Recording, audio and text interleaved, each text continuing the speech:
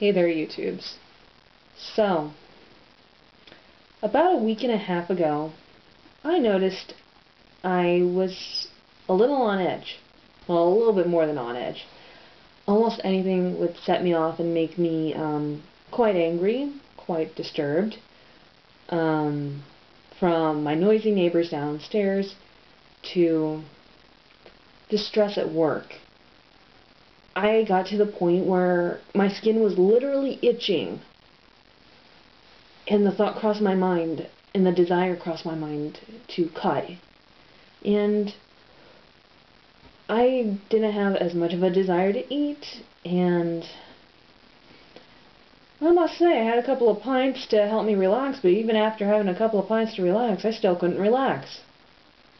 But then I realized, oh wait, it's been how many weeks since I had my period? Yes, menstruation, the menstrual cycle.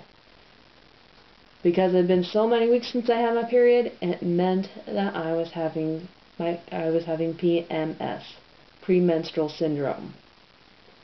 And that's something that, I probably should have realized it a whole lot earlier, but it's something that you didn't honestly think of when it came to my healing process.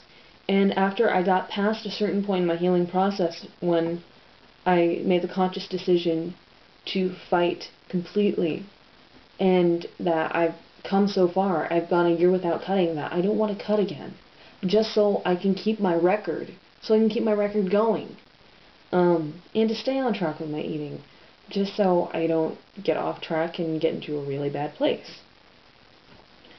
But last week and a couple of days,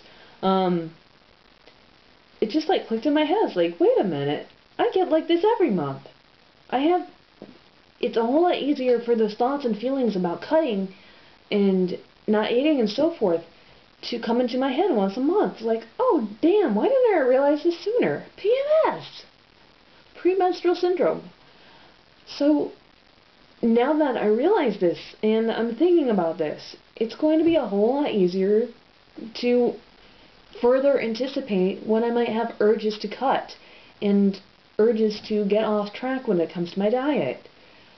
And I guess that's something that maybe I wish I had realized sooner, and I wish I had read more about, or I wish that they had mentioned in those websites about cutting and eating disorders, that your menstrual cycle can seriously affect that, can seriously affect when you have your urges, or when you have your urges to break down and go off your plan, and go back into those behaviors that are not very positive. So what does this mean to me? This means I'll be able to track with a calendar when I'm more likely to have negative thoughts and negative feelings and negative urges. So I can better anticipate, so I can both keep that granola bar on me, or 2 granola bars on me, to keep that soothing cup of hot cocoa around, and to set aside that time that I can just chill out and do my own thing and do something relaxing, so that I don't bite somebody's head off, or so I can better fend off having those urges to go back to negative behavior. I really wish they had included such information on the anti-cutting and anti-eating disorder websites that I've checked out, which again, I'll link them below, just in case you're in a situation where you engage in those behaviors and you kind of want to get away from it. But just like PMS, premenstrual syndrome, it's caused by having a rapid drop in your hormone levels. Not an increase, a drop. It's like being on medication, or being on psychological medication. If you're on your psychological medication, it takes a while of getting up to a certain level for you to get used to it, and for that to become your new normal.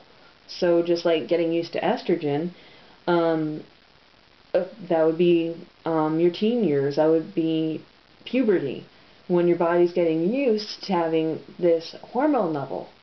So when you start to have your monthly drop, obviously things start to happen weird in your head. Just like if you suddenly stop taking your psychological medication, you're going to get pretty nuts.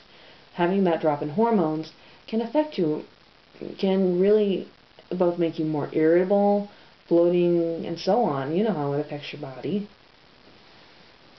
Or if you're a male-bodied individual out there, you know how it affects your female-bodied friends or your siblings or your female-bodied spouse.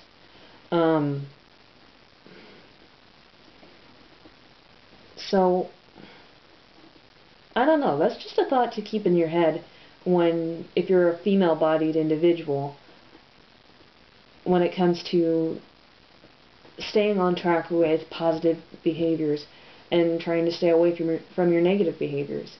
It's just to keep that in mind, that when it's close to your time of the month, things might get hard. And so you need to take those extra steps. If you are more toward a low-end eating disorder, to have that extra granola bar or two on you, or whatever little munching you like to snack on.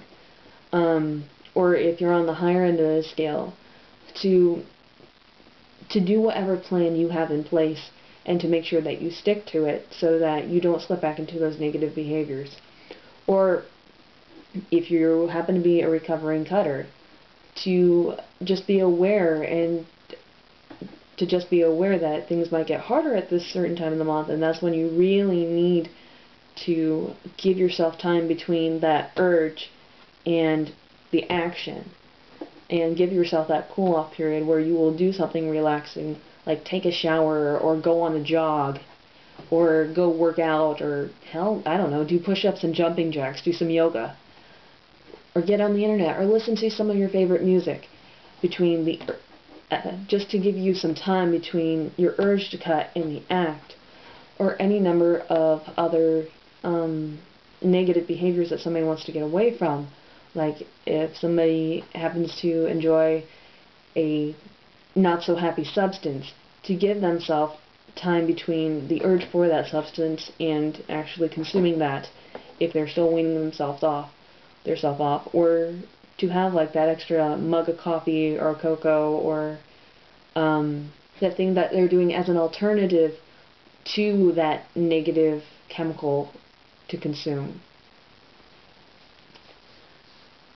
Just an interesting thought I had that I wanted to share with y'all. Hope everybody's doing alright out there. Peace out.